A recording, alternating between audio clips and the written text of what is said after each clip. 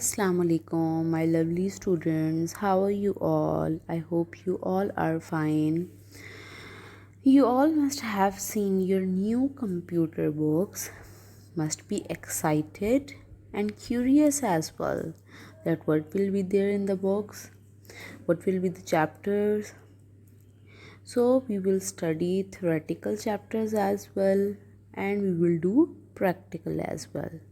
Your most favorite part. So, today we are going to start our chapter number 1, Characteristics and Evolution of Computers. So, can you please tell me what does characteristics means?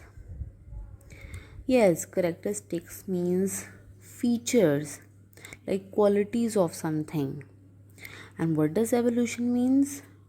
Like gradual development of something. Can you please tell me that how computer works? We all know, we have studied in our junior classes as well, that computer accepts, stores and process data according to the given instructions, and the instruction which we give, according to that we get the output. Before starting the chapter, can you please answer me some question? Do you have ever think about this thing, that how computer was invented? As we all know, firstly humans used to calculate and solve the problems on their own. But then mathematicians invented different devices to ease this process, like abacus and other devices as well. So what was the purpose of inventing computer? Yes, computer has made our life so easy that you can do your calculation so fast. It saves our time and it has so many features that makes our work very easy. As we all know that earlier computers were very big, they don't look like the computers we see nowadays. So over here in this chapter, we will study about the evolution of computers. So you all have to open your books, page number 1. We will study about the first topic, that is early calculating devices. So we will see some of the early calculating devices. So our first device is abacus. Abacus was our first calculating device, and what was the structure? It had a wooden frame with beads sliding on wires, like those beads can easily move on the wires. You can see these round beads, and these are the wires.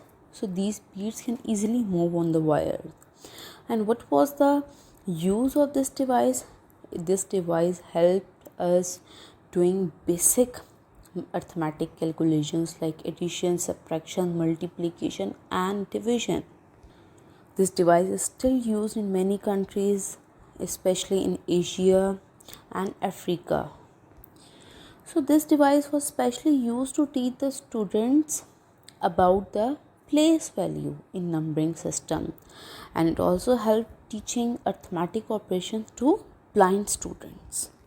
So our next device is Napier's bone. In 1616, Sir John Napier made another calculating device. Like he also made a calculating device. He named it Napier's bone. And what was the structure of this device? You can see in the diagram, it has had numbers carved on bones or on strips of wood. Again, what was the use of this device? The device was used to perform basic arithmetic calculations like addition, subtraction, multiplication and division. And one more thing, that it used to help to find the square root of a number. Our next calculating device was Pascaline. It was invented in 1641 and it was invented by Blaise Pascal. and it was the first mechanical calculator.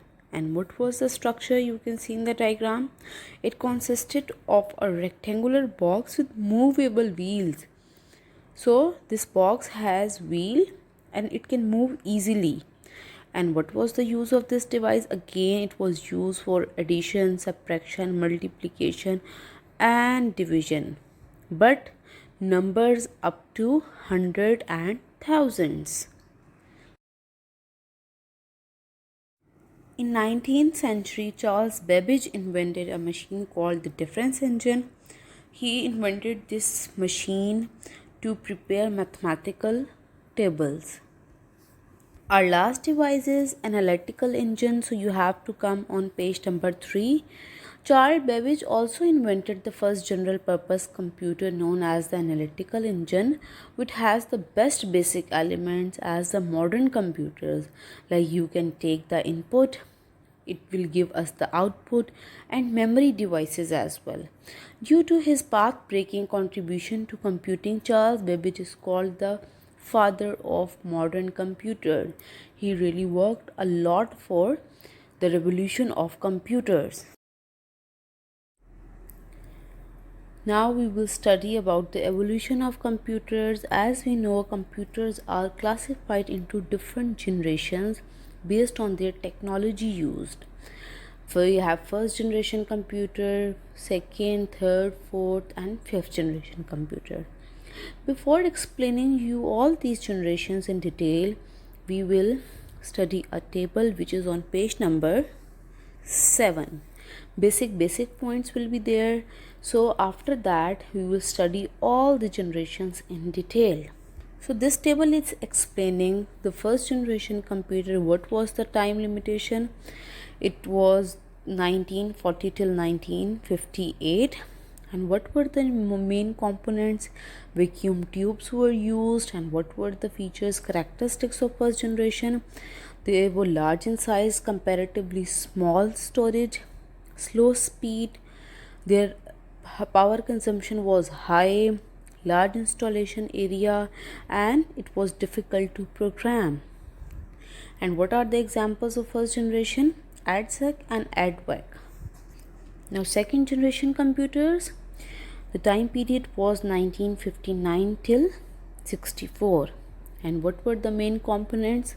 Transistors were used in second generation computers. And what are the characteristics? They were smaller, faster and cheaper as compared to the first generation. And they contained all the components of modern day computers, like all the devices, printer, storage capacity, operating system, these all the devices. And what were the programming languages used in it? COBOL and Fortran came into use. And what are their example? IBM 1401, RCA 501. Now come on third generation computer. Time period was 1969 till 70, and integrated circuits or chips were used in third generation computers. And what were the size? They were much better than your first and second generation computers, like they were smaller in size, their storage capacity was increased, different programs can easily run together.